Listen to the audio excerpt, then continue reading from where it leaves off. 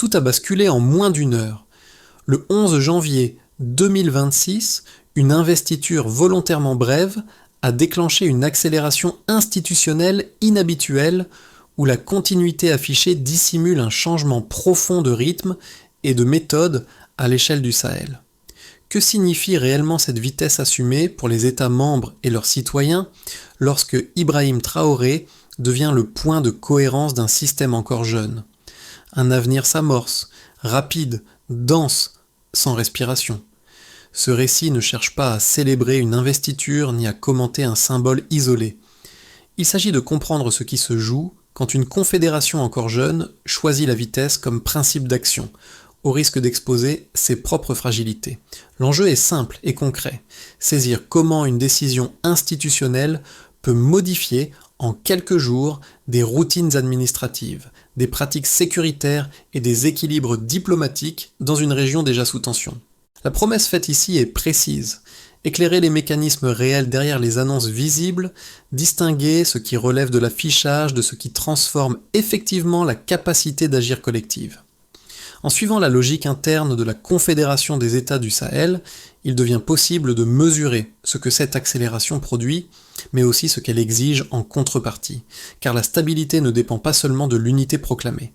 Elle repose sur la capacité à coordonner sans bloquer, à décider sans rompre, à durer sans s'épuiser. Dans ce cadre, le rôle attribué à Ibrahim Traoré agit comme un révélateur, non celui d'un homme seul, mais d'un système mis à l'épreuve par sa propre cadence. En moins de 48 heures, la Confédération des États du Sahel est passée du symbole à l'exécution.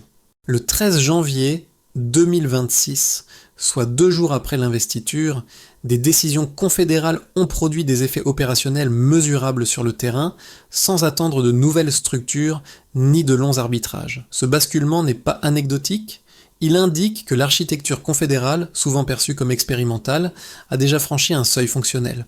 Pour comprendre ce point de rupture, il faut revenir à la séquence inaugurale. Le 11 janvier, la cérémonie d'investiture d'Ibrahim Traoré se déroule rapidement, presque sans emphase. Mais derrière cette sobriété se cache une logique assumée, ne pas interrompre le flux décisionnel. Dès la clôture officielle, les circuits internes de l'AES s'activent simultanément à Ouagadougou, Niamey et Bamako. Note classifiée, instructions coordonnées, absence totale de phase de latence. La continuité affichée masque en réalité une compression du temps politique. 3 priorités structurent immédiatement cette phase: la sécurité régionale, la souveraineté économique et l'alignement diplomatique. Ces axes ne sont pas nouveaux, mais leur traitement change. Là où les États membres agissaient auparavant de manière séquentielle, la Confédération opte pour une logique parallèle. Les décisions ne montent plus lentement vers un centre hypothétique.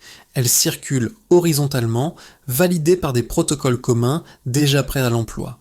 C'est ici que le rôle d'Ibrahim Traoré devient central, non par accumulation de pouvoir formel, mais comme garant de cohérence. Les rapports internes le mentionnent non comme un donneur d'ordre permanent, mais comme le point d'équilibre qui permet aux mécanismes confédéraux de s'activer sans friction politique immédiate. Cette fonction est décisive dans un ensemble institutionnel encore jeune, exposé à des forces internes divergentes et à des pressions externes constantes.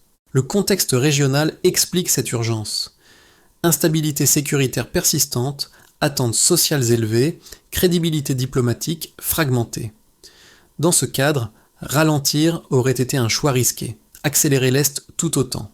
La Confédération fait donc un pari, transformer la vitesse en méthode avant qu'elle ne devienne une faiblesse. Très vite, les premiers signaux ne viennent ni des communiqués officiels, ni des plateaux diplomatiques, mais du terrain. Dans les zones frontalières du Gourma, au nord du Burkina Faso, des militaires décrivent un changement moins visible, mais immédiatement perceptible. Le rythme.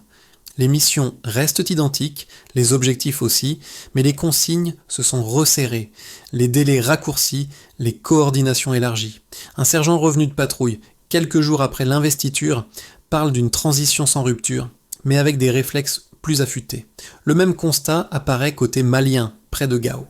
Un capitaine évoque une patrouille mixte déclenchée sans validation hiérarchique nationale classique, sur simple activation d'un protocole confédéral commun.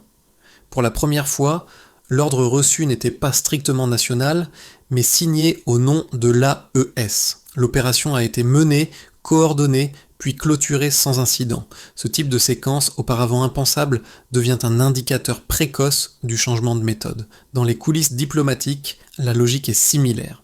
À Ouagadougou, une réunion informelle entre jeunes diplomates des 3 capitales se tient sans agenda public. La consigne est claire: accélérer les convergences dans la prise de parole régionale. L'objectif n'est plus de défendre des positions nationales juxtaposées, mais de produire une voix confédérale cohérente, indépendante du pays qui l'énonce. Ces récits dispersés dessinent un même motif. Les mécanismes de la confédération ne sont plus en phase de test, ils s'appliquent. Sous l'impulsion politique incarnée par Ibrahim Traoré, la forme institutionnelle reste souple, mais le fond opérationnel se durcit. La Confédération commence à fonctionner comme un État sans capitale, où l'efficacité précède encore la symbolique. L'enjeu dépasse ses premiers succès. Ce qui est en train de s'installer, c'est une nouvelle normalité décisionnelle, dont les effets ne font que commencer à se faire sentir. Avant le 11 janvier, chaque coordination transfrontalière passait par une succession d'autorisations nationales, souvent lentes et fragmentée. Après l'investiture, la logique change en quelques heures. La transition politique n'introduit pas une pause, elle enclenche une séquence continue où l'exécution devient la priorité immédiate. Ce glissement, discret en apparence, structure toute la chaîne d'événements qui suit. À 15h42, les derniers mots du président sortant résonnent encore dans l'amphithéâtre que l'équipe de coordination confédérale est déjà en mouvement. 3 minutes plus tard, un télégramme crypté active la relance des patrouilles transfrontalières sur le corridor stratégique reliant le Burkina Faso, le Niger et le Mali. Moins de 12 minutes après, les unités déployées sur la ligne Liptako-Gourma reçoivent des instructions harmonisées. Il ne s'agit pas d'un ordre national relayé, mais d'une activation directe du protocole AES, désormais reconnu comme cadre opérationnel. La cadence s'intensifie. À 16h02, une réunion express réunit les cellules biométriques nationales à Ouagadougou. La phase 2 du projet de carte avancée est validée sans débat prolongé. L'objectif est clair: accélérer le partage d'informations sur les personnes à risque et tester une intégration douanière expérimentale. À 16h27, les premiers ajustements logistiques sont confirmés pour le futur site du Parlement confédéral, encore en chantier, mais déjà intégré dans la planification. À 16h58, une alerte est enregistrée à la frontière nord du Gourma. Cette fois, l'engagement ne vient d'aucun commandement national isolé. Le système confédéral s'active automatiquement. En moins de 30 minutes, 3 unités coordonnées, maliennes, burkinabées et nigériennes, neutralisent un noyau dormant signalé depuis plusieurs semaines. Pour les officiers sur place, la nouveauté n'est pas l'action militaire elle-même, mais la fluidité de la décision. À 17h40, un briefing de confirmation se tient à Ouagadougou. Le protocole de réponse unifié est officiellement déclaré opérationnel. Ibrahim Traoré valide la nouvelle doctrine en une phrase courte, reprise ensuite dans les circuits internes. Cette validation n'ajoute pas de couche hiérarchique, elle confirme simplement que la Confédération agit désormais sans attendre. Le lendemain, la dynamique se prolonge hors du champ sécuritaire. Une consigne est transmise à toutes les représentations extérieures. Actualiser les documents officiels pour intégrer la logique confédérale comme cadre par défaut. Ce qui aurait pris plusieurs mois dans d'autres contextes se réalise ici en moins de 48 heures. Les administrations s'ajustent en temps réel, parfois dans l'inconfort, mais sans remise en cause ouverte du processus. Cette chaîne d'événements révèle une méthode: activation rapide, décision parallèle, absence de temps mort. La Confédération ne se construit pas par annonces successives, mais par une succession d'actes concrets qui s'enchaînent sans rupture. Ce choix de cadence constitue désormais le cœur du pari politique engagé. La transformation engagée ne peut être évaluée uniquement à travers des récits opérationnels. Elle se mesure aussi par des indicateurs concrets, encore partiels mais suffisamment cohérents pour dessiner une tendance. 3 jeux de chiffres, issus des premiers mois d'application des mécanismes confédéraux, permettent d'apprécier la densité réelle du changement en cours. Sur le plan sécuritaire, les données consolidées par les États membres montrent une évolution notable. Depuis la mise en place effective de l'architecture de défense confédérale, 14 zones auparavant classées comme rouges ont été requalifiées. Sur ces périmètres sensibles, les rapports croisés indiquent une baisse moyenne de 37% des actes violents sur les 6 derniers mois. Ce chiffre ne signifie pas une pacification durable, mais un déplacement du rapport de force. L'initiative opérationnelle revient plus systématiquement aux forces confédérées, réduisant les marges de manœuvre des groupes armés. Cette amélioration relative s'explique par un facteur clé, la synchronisation. Les interventions ne sont plus isolées ni séquentielles. Elles s'inscrivent dans une logique de continuité transfrontalière rendue possible par des protocoles communs déjà activés. Ibrahim Traoré apparaît ici comme le garant politique de cette cohérence, en validant un cadre où la rapidité d'exécution prime sur la lourdeur procédurale sans supprimer les mécanismes de validation partagés. Le deuxième indicateur concerne la mobilité civile et administrative. 2 mois après le lancement de la carte biométrique confédérale, les flux transfrontaliers entre les capitales ont augmenté de 25%. Les axes Ouagadougou, Niamey et Bamako-Gao concentrent près de 70% de cette dynamique. Plus finement, les temps d'attente aux postes frontières ont diminué en moyenne de 18 minutes. Ce gain, modeste en apparence, modifie concrètement les pratiques quotidiennes des transporteurs, des commerçants et des agents publics. Ce progrès logistique produit un effet indirect mais essentiel, la confiance. Une diplomate résume ce glissement en une formule simple: moins d'attente, plus de crédibilité. La structure confédérale cesse d'être perçue comme une couche supplémentaire et commence à être intégrée comme un facilitateur fonctionnel. Enfin, le troisième ensemble de données concerne la diplomatie. Depuis la clôture de la session de janvier, 5 accords bilatéraux ont été signés sous bannière confédérale. Il ne s'agit plus de coopération juxtaposée, mais de déclarations coordonnées appuyées par des institutions communes. Une cellule de veille diplomatique opérationnelle depuis janvier assure la cohérence des positions extérieures. Au final, la Confédération des États du Sahel pèse davantage dans les forums continentaux, là où ses membres pris isolément restaient souvent en retrait. Pris ensemble, ces chiffres ne prouvent pas un succès définitif. Ils indiquent toutefois une chose précise: la Confédération est passée du discours à la production d'effets mesurables. La vitesse, ici, n'est plus un slogan. Elle devient une variable observable, avec ses gains immédiats et ses risques latents. L'accélération observée ne va pas sans susciter des objections structurées, formulées aussi bien par des analystes régionaux que par des observateurs extérieurs. La première critique porte sur le risque de centralisation excessive. En cumulant les fonctions de chef de l'État burkinabé et de président confédéral, Ibrahim Traoré concentrerait, selon certains, trop de leviers politiques et symboliques. Cette configuration ferait craindre un déséquilibre progressif, où les contre-pouvoirs seraient dilués derrière une façade collective, au nom de l'efficacité. La seconde objection vise l'architecture juridique elle-même. La multiplication des protocoles, chartes et accords confédéraux est perçue comme un facteur potentiel de rigidité. Dans une région marquée par l'instabilité sécuritaire et l'imprévisibilité politique, certains chercheurs redoutent qu'un excès de normes ne freine la capacité d'adaptation.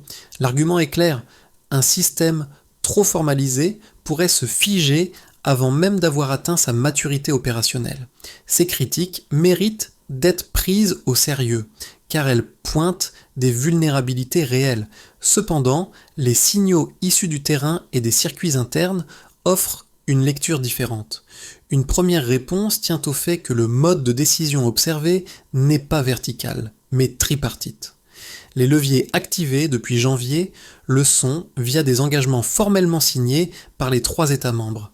Il ne s'agit pas d'ordre descendant, mais de validation croisée, inscrite dans une logique de responsabilité partagée. Une deuxième réponse tient au fait que le droit confédéral est conçu comme un outil d'action, non comme une fin en soi. Les protocoles adoptés fonctionnent comme des matrices évolutives, ajustables en fonction des retours d'expérience.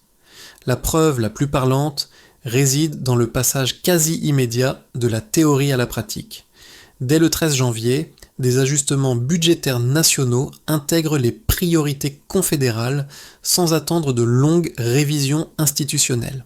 Enfin, la dynamique interne décrite par plusieurs sources évoque une core team politique où les chefs d'État ajustent ensemble les décisions majeures. Cette configuration ne supprime pas les tensions, mais elle réduit les blocages. La gouvernance confédérale ne cherche pas à imposer un centre unique, elle fabrique une méthode d'alignement, imparfaite mais fonctionnelle. Ainsi, le débat ne se situe pas entre centralisation et fragmentation. Il oppose deux paris, celui d'une lente consolidation prudente et celui d'une coordination rapide assumant ses propres risques. Pour l'instant, la Confédération des États du Sahel a clairement choisi le second. Ce constat marque un basculement discret mais décisif. Ce qui apparaissait encore, début janvier, comme une coordination renforcée, prend désormais la forme d'un système intégré, capable d'agir sans centre fédéral classique. La Confédération des États du Sahel n'attend pas l'achèvement de ses institutions pour produire des effets. Elle les fait émerger par l'usage. Le révélateur de ce changement n'a pas été une tribune officielle, ni un sommet médiatisé. Il s'est matérialisé dans un document technique partagé entre administrations qui a aligné en temps réel des décisions jusque-là strictement nationales.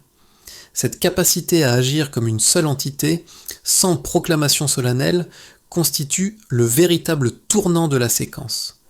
Dans ce cadre, Ibrahim Traoré n'apparaît pas comme le centre d'un pouvoir concentré, mais comme le point d'ancrage d'une méthode.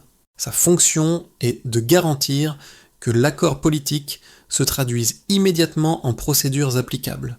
La cohérence ne vient pas d'un lieu unique, mais d'un rythme partagé, validé au sommet et assumé sur le terrain. Ce fonctionnement sans capital fixe réduit certains coûts, mais en crée d'autres. Il exige une discipline constante, une confiance mutuelle élevée et une capacité d'ajustement rapide. La Confédération gagne en agilité ce qu'elle risque de perdre en lisibilité institutionnelle. À ce stade, le projet n'est plus une hypothèse, il est déjà une pratique. Et cette pratique redéfinit silencieusement la manière dont le pouvoir circule dans l'espace sahélien. Les effets de cette accélération confédérale ne se répartissent pas de manière uniforme. Ils touchent différemment les administrations, les entreprises, les populations et l'environnement régional, révélant à la fois les gains immédiats et les zones de tension encore actives. C'est à ce niveau que la Confédération cesse d'être un projet institutionnel abstrait pour devenir une expérience vécue. Pour les administrations publiques, le changement est avant tout organisationnel. Les ministères de la BAM, de la Défense, des Affaires étrangères et du développement des 3 États membres fonctionnent désormais sur des canaux confédéraux synchronisés. Les décisions sensibles, qu'il s'agisse de déploiement, de négociations ou de projets structurants, font l'objet de validations croisées à plusieurs niveaux. Cette méthode a produit un effet mesurable, une réduction de 42% des redondances administratives dans les échanges intergouvernementaux depuis novembre. Le gain n'est pas seulement en temps, mais en lisibilité décisionnelle. Les agents savent désormais quel circuit activer et à quel niveau se situe l'arbitrage réel, sous la cohérence politique incarnée par Ibrahim Traoré. Du côté des entreprises, la Confédération crée un cadre inédit de stabilité juridique régionale. Le lancement de la Banque confédérale ouvre des lignes de crédit directement accessibles aux petites et moyennes entreprises, sans passer par les circuits bancaires nationaux classiques. À ce stade, 213 projets ont été préenregistrés dans les guichets régionaux, dont 47 dans l'agrotransformation et 31 dans l'énergie rurale. L'harmonisation des documents douaniers et des systèmes de traçabilité réduit également les délais logistiques. Pour certains exportateurs, les temps de transit ont diminué de près de 20%, modifiant la rentabilité de chaînes commerciales jusqu'alors fragiles. Pour les populations, les effets sont plus contrastés. Dans les zones frontalières, la carte biométrique confédérale permet une circulation quotidienne sans contrôle redondant. Des familles séparées par des lignes étatiques retrouvent une mobilité fonctionnelle. À Koro, un commerçant explique pouvoir accéder au marché de Gao sans multiplier les documents. Cette fluidité renforce le sentiment d'appartenance à un espace commun. En revanche, dans les zones rurales enclavées, l'information circule moins. Les bénéfices sont réels, mais encore mal identifiés, révélant un déficit de communication que la Confédération devra combler pour éviter une fracture perceptive. À l'échelle régionale, enfin, l'AES devient un point de cristallisation politique. Les partenaires internationaux observent avec prudence cette montée en puissance institutionnelle, tandis que des responsables d'autres pays d'Afrique de l'Ouest ont demandé à assister aux prochaines sessions confédérales. La Confédération n'impose pas encore un modèle, mais elle attire l'attention. Ce simple déplacement du regard modifie déjà les équilibres diplomatiques. Ces conséquences ne constituent pas un aboutissement, elles dessinent un palier. La Confédération produit des effets tangibles, mais leur durabilité dépendra de sa capacité à transformer ses gains initiaux en bénéfices perçus, compris et partagés. À ce stade, l'évolution de la Confédération des États du Sahel peut être envisagée selon 3 trajectoires plausibles à horizon de 6 à 12 mois. Aucun de ces scénarios n'est certain. Chacun dépend de la capacité du système à transformer l'élan actuel en mécanisme durable, sans épuiser ses propres ressources politiques et administratives. Dans une trajectoire de base, la plus probable à court terme, la Confédération poursuit l'exécution de sa feuille de route année 1. Les protocoles signés en janvier deviennent progressivement contraignants dans les pratiques ministérielles. La carte biométrique est généralisée, la Banque confédérale ouvre ses premières lignes de crédit direct et le Parlement commence à jouer un rôle de tribune politique reconnu, même encore limité.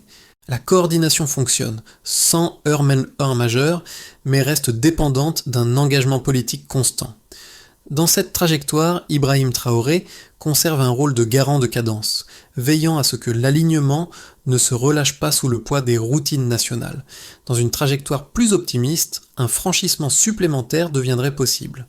Une reconnaissance accrue de l'AES dans les instances panafricaines permettrait de négocier des partenariats globaux à l'échelle confédérale. La dynamique de coopération pourrait alors s'étendre à d'autres pays, avec l'intégration formelle d'observateurs dès les prochaines sessions. Cette ouverture renforcerait la légitimité externe de la Confédération et consoliderait son attractivité interne. La vitesse actuelle deviendrait un avantage comparatif en démontrant qu'un modèle régional alternatif peut produire des résultats visibles. Dans une trajectoire plus pessimiste, la coordination pourrait s'enrayer progressivement. Des priorités nationales divergentes réapparaissent, notamment entre sécurité au nord et développement au sud. Le Parlement peine à s'imposer, la carte biométrique rencontre des résistances logistiques et certains partenaires extérieurs exploitent les failles du système. Le risque n'est pas l'effondrement brutal, mais une inertie croissante. La Confédération se fige, non par opposition politique, mais par fatigue organisationnelle. Ces 3 futurs possibles partagent une constante. La vitesse n'est pas une garantie de succès, elle est un pari. La question centrale n'est donc pas seulement d'aller vite, mais de savoir ajuster la cadence. Penser en termes de rythme, c'est nécessaire. Penser en termes de résilience, c'est décisif. Au-delà des institutions, la transformation confédérale se traduit par des ajustements concrets dans la vie professionnelle et sociale de plusieurs groupes. Chez les fonctionnaires d'abord, le changement est immédiat. Les routines administratives se complexifient, mais gagnent en portée. Un directeur régional du ministère de l'économie explique devoir désormais rédiger 2 versions de chaque note, l'une pour son administration nationale, l'autre pour l'unité confédérale. Cette duplication crée des tensions organisationnelles, mais elle installe aussi un sentiment nouveau, celui de participer à un dispositif plus large que le cadre étatique habituel. Dans les capitales, notamment chez les jeunes urbains, l'effet est davantage symbolique et culturel. L'apparition d'une chaîne AES, d'un passeport commun et d'un récit politique partagé nourrit une adhésion diffuse. Une étudiante burkinabé résume ce glissement par une formule simple: on commence à dire « nous » quand on parle du Niger ou du Mali. Cette appropriation reste fragile. Sans résultat visible sur l'emploi ou l'éducation, l'enthousiasme pourrait s'éroder aussi vite qu'il est apparu. Dans les zones rurales, la perception est plus pragmatique. Le mot confédération demeure abstrait, mais les effets tangibles commencent à faire sens. Des chefs de village évoquent une baisse des frictions commerciales sur les marchés transfrontaliers et une meilleure coordination des interventions humanitaires. La sécurité renforcée, même relative, modifie les déplacements et les échanges. Toutefois, l'information circule lentement, et l'écart entre intention politique et compréhension locale demeure un défi majeur. Ces résonances contrastées rappellent une réalité centrale. La réussite du projet ne dépend pas seulement de la cohérence institutionnelle ou de la vitesse d'exécution. Elle repose sur la capacité à rendre lisibles les bénéfices, à écouter les ajustements du terrain et à intégrer les citoyens comme acteurs, non comme simples bénéficiaires. À ce stade, la Confédération est ressentie plus que pleinement comprise. C'est à ce niveau que se jouera sa profondeur sociale. Pour éviter que l'élan initial ne se dilue dans la complexité administrative, la Confédération des États du Sahel a identifié une série de leviers concrets, mesurables à horizon de 6 mois. L'objectif n'est pas de garantir le succès, mais de rendre l'échec moins probable en ancrant la dynamique dans des routines vérifiables. D'abord, la cartographie des compétences. Chaque ministère national est appelé à identifier les agents mobilisables pour des missions confédérales. Il s'agit de constituer un vivier fonctionnel commun, capable d'être activé rapidement, sans créer de nouvelles strates bureaucratiques. La cible fixée est claire, disposer d'un référentiel partagé avant la fin du premier trimestre, afin de fluidifier les affectations et les arbitrages. Ensuite, l'harmonisation des calendriers décisionnels. La coexistence de sessions parlementaires nationales et confédérales crée des chevauchements coûteux. Un calendrier unique, testé dès le mois de mai sur un cycle de co-délibération budgétaire, permettrait de réduire les frictions et d'aligner les temporalités politiques. Cette synchronisation vise à transformer la coordination en réflexe, non en exception, puis la transparence opérationnelle. La mise en place d'un tableau de bord public, actualisé mensuellement, rendrait visible l'état d'avancement des projets, les retards et les fonds engagés. Piloté par les canaux médiatiques confédéraux, cet outil renforcerait l'appropriation citoyenne et la pression constructive sur les administrations. Après cela, la formation conjointe. Des séminaires communs réunissant forces de sécurité, magistrats et diplomates doivent diffuser une culture confédérale partagée. Une première vague est envisagée dès avril dans les 3 capitales afin d'aligner les pratiques au-delà des textes. Enfin, une clause de réversibilité partielle est introduite. Prévoir la possibilité de geler temporairement une disposition inefficace, notamment dans le domaine fiscal, renforcerait la souplesse du système. Cette approche pragmatique correspond à la méthode défendue par Ibrahim Traoré. Avancer vite, mais corriger sans dogme. Ces 5 pas ne dessinent pas une utopie. Ils constituent une architecture minimale de résilience, indispensable pour transformer la vitesse en durée. Il s'appelait Adama. Sergent dans une unité frontalière du Gourma, il n'avait jamais prononcé le mot « confédération » au cours de l'entretien. Quand on lui a demandé ce qui avait réellement changé depuis janvier, sa réponse a tenu en une phrase, notée dans un rapport de terrain et reprise ensuite dans plusieurs réunions internes. Avant, on attendait. Maintenant, on agit. Cette formule, sans emphase, résume mieux que n'importe quel discours la mutation en cours. Ce témoignage n'est pas devenu un slogan officiel. Il circule discrètement comme un repère partagé entre ceux qui observent les effets concrets des décisions prises loin des pistes poussiéreuses. Il dit l'effacement progressif des hésitations, l'émergence d'un réflexe commun et la translation du pouvoir depuis les estrades solennelles vers les gestes quotidiens. Dans cette perspective, la Confédération ne se mesure pas seulement à ses textes ou à ses logos, mais à la manière dont elle modifie l'action ordinaire. Dans son discours de clôture, Ibrahim Traoré n'a pas cherché à graver une devise. Il a prononcé une phrase simple, presque austère, affirmant que ce qui est entrepris ne doit pas seulement être vu, mais vécu. Cette intention trouve un écho direct dans les récits de terrain, là où la politique cesse d'être abstraite et devient une pratique. La carte biométrique, le passeport commun, la chaîne télévisée confédérale sont des objets modestes pris isolément. Mis bout à bout, ils dessinent un imaginaire collectif en formation. Chaque document remis, chaque sigle aperçu sur une route de campagne ajoute une brique invisible à un sentiment d'appartenance encore fragile. À ce stade, l'émotion ne vient pas d'un triomphe proclamé. Elle naît de cette coïncidence rare entre décision politique et expérience vécue. C'est là, dans cet alignement précaire, que se joue la suite du projet. À la fin de cette séquence, la Confédération des États du Sahel n'apparaît ni comme un modèle achevé, ni comme une promesse abstraite. Elle se présente comme un processus en cours, fait d'ajustements, de tensions et de gestes concrets qui redéfinissent progressivement les cadres habituels de l'action publique. Ce qui se joue dépasse les institutions elles-mêmes. Il touche à la manière dont une région longtemps fragmentée tente de produire un sens commun sans effacer ses différences. Les symboles confédéraux, passeports, cartes biométriques, médias partagés, ne prennent de valeur que s'ils s'inscrivent dans des pratiques reconnues. Leur efficacité dépend moins de leur existence formelle que de la façon dont ils sont perçus, utilisés et appropriés. C'est dans cette zone intermédiaire, entre décisions politiques et vécu quotidien, que se construit la légitimité réelle du projet. Dans cette dynamique, le rôle d'Ibrahim Traoré reste celui d'un catalyseur plus que d'un aboutissement.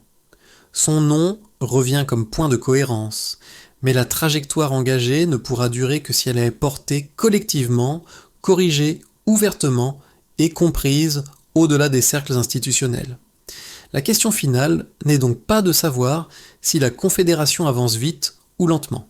Elle est de déterminer si chacun, fonctionnaire, entrepreneur, citoyen, voisin régional, commence à se reconnaître dans ce mouvement. Avez-vous, dans vos démarches, vos échanges ou vos repères quotidiens, déjà perçu ce glissement discret vers un nous confédéral ?